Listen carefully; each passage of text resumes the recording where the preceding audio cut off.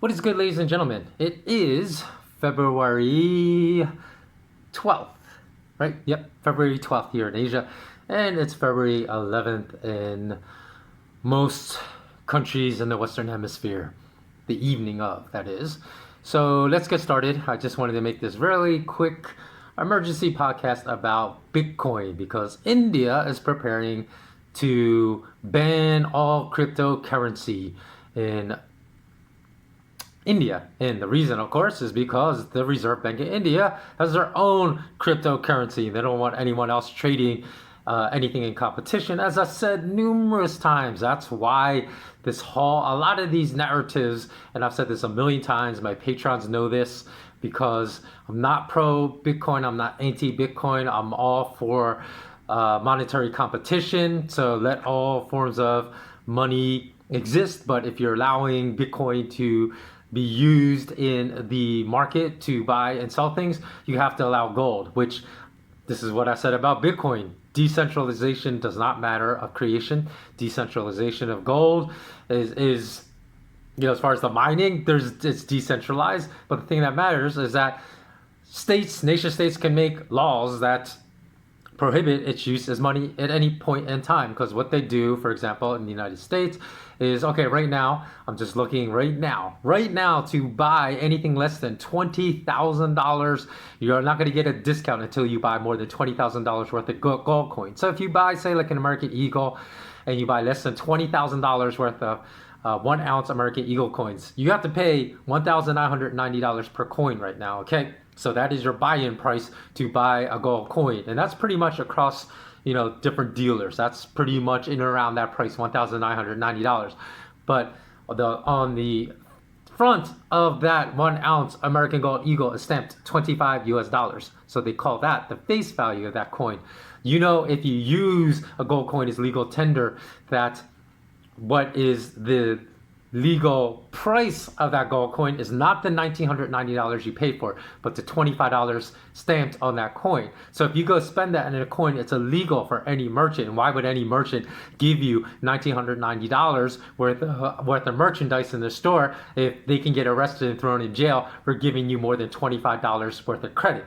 Because it's illegal to do that. So you see how just changing a law invalidates gold as widespread use of gold as money in any economy in every nation in the world. Okay, so I've always warned, I've warned almost since the first year Bitcoin was invented that this was always going to be a problem. I said this argument that you cannot ban the use of cryptocurrency because it's decentralized. First of all, it makes no sense because I just told you how they banned the use of gold, and even though the mining of gold is decentralized, and because no sane person is going to pay $1,990 per coin and then go in the store and spend it for $25. that makes zero sense whatsoever. So I always said by law they can do that, and guess what just happened today? The Cryptocurrency and Regulation of Office Digital Currency Bill 2021 will be introduced in the current legislative session in the nation of India, a nation of 1.3 billion citizens, in which, because Asians trade cryptocurrency. Nearly 7 million Indians hold cryptocurrencies worth $1 billion. So what is going to happen to that? Well, they're either going to have to offload it very quickly before this becomes law, or they might have to take a huge tax cut in their holdings in order to, since it's going to be banned, it's brought up in the legislative session, but most likely that piece of legislation will pass and it will be banned. So nobody could spend Bitcoin in India anymore. And, of course, they could try to move their Bitcoin outside of India to spend it. But, for people that are living there for the rest of their lives, to not be able to spend it, obviously, inside the nation in which you live is a huge detriment to holding that particular type of currency. So, the Indian government stated that penalties have been proposed for exchanges, financial institutions, and traders who violate the new law. In other words, who try to spend Bitcoin in India after that law is passed. and there's going to be huge fines. So this, again, something I've warned about for years is now taking place in India. And also, I've also warned and said that the whole issue of decentralization of creation of Bitcoin is meaningless, because it only matters, as we've always said, as I've said for decades, it only matters who controls the currency. And there are a number of big whales that control most of Bitcoin, with Satoshi Nakamoto, the conglomerate of people, because Satoshi's not one person.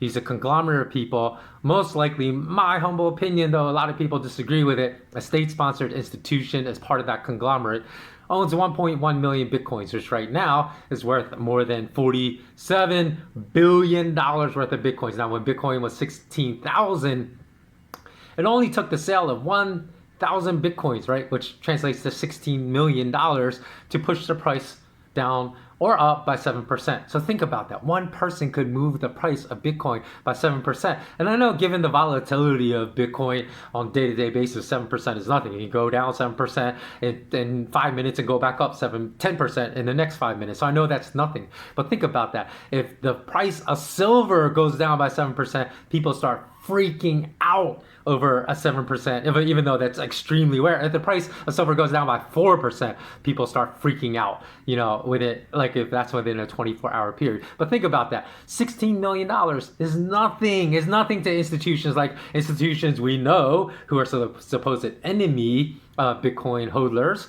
like JP Morgan. We know they own much more than $16 million worth of Bitcoin. So one institution, not to mention the conglomerates, that's Satoshi Nakamoto, could knock 15% off the price of Bitcoin easily just by selling. Because to sell $100 million worth of Bitcoin is nothing for an institution like JP Morgan. To sell $500 million is nothing for an institution like JP Morgan. So that's why I said there's always much more risk. People tend to poo-poo risk because of their confirmation bias. They do not want to see it. So I always warn, you have to always understand risk. And you should not allow your confirmation bias to say, oh, no, there's no risk. I understand what this person's saying, that laws can come in, they can ban cryptocurrency in a nation, but that will never happen. Look, it's just happened in India, or hasn't taken place. It's being introduced to be voted into law. And of course, we know, since the Reserve Bank of India is developing their own cryptocurrency, it will be voted into law. So I just wanted to bring that quick point up. And also, again, because there are always going to be haters. There's a couple kinds of haters, right? There's haters like who always make these snarky comments about, oh, my appearance. Oh, you should wear a suit and tie. I don't want to answer that, because I used to work for a Wall Street firm, but I don't want to be like come down to their level and be as infantile as they are. Because go watch my last, and this has nothing to do with finance, but I still think most people that watch it will find this topic really interesting. And the question I pose is, have you ever really spoken to a common person in your entire life? Have you really ever truly spoken to someone that's a common person? Not within your confined social circle, somebody you consider a common person, like maybe like a waiter, someone waiting on your table at a restaurant. But I mean a common person as defined by the entire global perspective. Because that common person is so much poorer. Like a common person as defined by in global terms is so much poorer than any person that most of us have ever spoken to. In fact, most of us have never spoken to a common person, which is mind-blowing, right? It should be mind-blowing to most people. And I was watching this podcast with Francis Ngannou, who will be the next UFC heavyweight champion. Mark my word. I called Khabib Nurmagomedov the next champion that would take down Conor McGregor before anyone even knew. I said, look, Dana White is promoting Conor McGregor as his champion because it's a smart move, because he knows Conor's a huge draw. He's going to make him lots of money. But I said, look, Conor would never even became champion if Khabib, who was undefeated all throughout his career, had really been given a fair shake to become champion. I said, because the first time Conor fought Khabib would have won. And that, everyone knows that to be truth. He's a true martial artist who trains in martial arts like I do, who understands martial arts. Okay, just like we all understand Brock Lesnar would have never became champion if he had to go through the regular, regular hierarchy of people that he should have fought to become champion. He was just promoted as champion because of his huge crossover appeal to like professional wrestling fans. And so, the first time he fought anyone that was truly, truly credible. I know he fought some other people with a little bit of credibility, but I mean truly credible, like Junior Dos Santos back at that time in his prime, or Cain Velasquez. Cain Velasquez in his prime destroyed Brock Lesnar, and so would Francis Ngannou, like right now. So if you look at that, I'm going to put the link in that podcast below. I really, really recommend that you watch like everything in that podcast. It's a 3-hour long podcast. It took me like 3 days to listen to the whole thing. I listened to it when I was running. I listened to it while I was stretching. So there's always times I'm doing other things I can listen to podcasts. So I don't have to just devote like, an hour out of my day to listening it. I can, multitask and listen to it. And I found it fascinating because his story is just one that embodies grit, determination, the warrior spirit, right? That we always propel in martial arts. He is the embodiment of that warrior spirit. And if you listen to him, if you don't know who he is, he's so soft-spoken outside of the ring. You would think this man is not a killer. But if you watch him in the ring, this man is a killer, okay? And he talked about times when he was working as a motorcycle taxi driver. And if you don't know what that is, in a lot of countries in Southeast Asia and of course in Africa, people drive so many motorbikes, right? And they'll make a living just driving a motorbike, and they get paid so little for each trip. So, for an entire day's work, maybe you make $1. I don't know. I would imagine it'd be maybe you make like $2 or $3 a day, for your entire day's work, working as a motorcycle taxi driver. So that's what he was doing. And I can imagine the people that don't know my story, don't know anything about me, would never listen, or don't know Francis Ngannou's story, if they ever were fortunate enough to meet him when he was a motorcycle taxi driver, they would have looked down upon him with disdain. But if Francis could help them, they'd be like, oh, do you remember when we met when you were a motorcycle taxi driver? So don't waste. My whole reason for telling this is that, number one, it's an amazing story. So go please look at the link below. I also put my link to my other commentary about have you ever met a common person? Because Francis is the embodiment of a common person that rose up through just enormous like will. I think he willed himself to have this shot at becoming a UFC champion. And so also the point is, don't give any attention to haters. Usually, I don't usually respond. If I do happen to read like some of those comments where people, in 16 years, of course, you're always going to get people making snarky comments about how you appear. They're the kind of people. Francis Ngannou was giving some advice. He's still working in the sand mines or as a motorcycle taxi driver, even though he's the kind of person we all should listen to, because they're the kind of person that we need to listen to understand what we are capable of, humans, of achieving.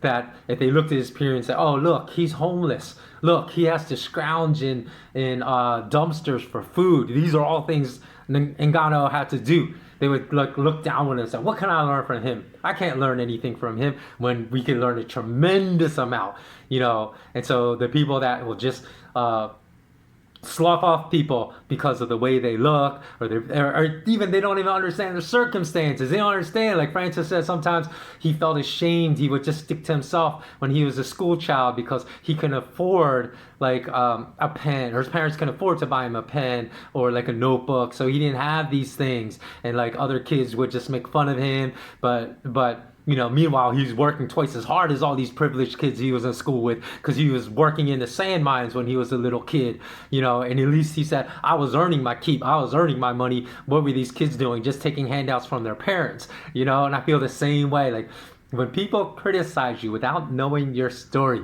don't give attention to people like that, because all they do is criticize other people. You probably go to 15 channels if you follow their names. All they do is criticize other people. Don't waste your energy and time with haters. Just plow forward, keep plowing forward. People will value you for what you do. They don't care what you look like. They don't even care if your audio is terrible or your The video is terrible. If you're giving truly valuable information, at least the smart people, they don't care the environment in which you're giving that information. They will take that information, absorb it, and be grateful that you're putting it out there. So I would recommend to, like, everyone out there that's a common person, is trying to make it, finally has some access to social media for the first time, is posting things. Don't worry about any of this stuff, you know, because people will value, at least the real people in this world will value the information you're putting out there. So that's the end of my message. Thanks so much for listening. And as well, always remain intensely curious. Thanks so much for supporting me, because you know that all my content is always 100% supported by you, my content consumer. So if you'd like to support me, become a Patreon. Recently I put on for my SK Wealth Academy patrons, again, okay, if you're going to judge me on appearance, maybe you don't become a patron. But just at the end of in the fourth quarter of last year, I told my heavily, strongly suggested my patrons buy platinum at 850, and it went to 1,270. So that's a 46% gain in just a few months. So again, people understand, for anyone out there that is, you know, pursuing with some type of consultancy, don't worry. As long as you put out good information, people will come to you. And then as well, I'll put a link for people to think, okay, why am I saying this about Bitcoin? It's just the truth. Like, it has nothing to do with me being, like I said, pro Bitcoin, anti Bitcoin, because again, I predicted, based upon what I was telling you, that I knew that institutions themselves could move the price of Bitcoin a lot based upon what was going on with what I thought would be, again, re-intensified lockdowns due to the COVID to start this year, that Bitcoin prices would soar. So at the end of last year, in November, I made a video. I'll put the link below for those of you that don't know. And I said, and this is when Bitcoin is trading at 20,000. I said Bitcoin will double to 40,000 in 2021, which it has done. Okay, so again, thanks so much for watching. If you want to support me at Patreon, go to patreon.com/SK Wealth Academy. If you'd like to contribute to the launch of my online academy, which will be launched after I am able to escape these COVID lockdowns, please go to gofundme.com/F for fight/SK Wealth Academy. Thanks so much for watching. One love and bless up.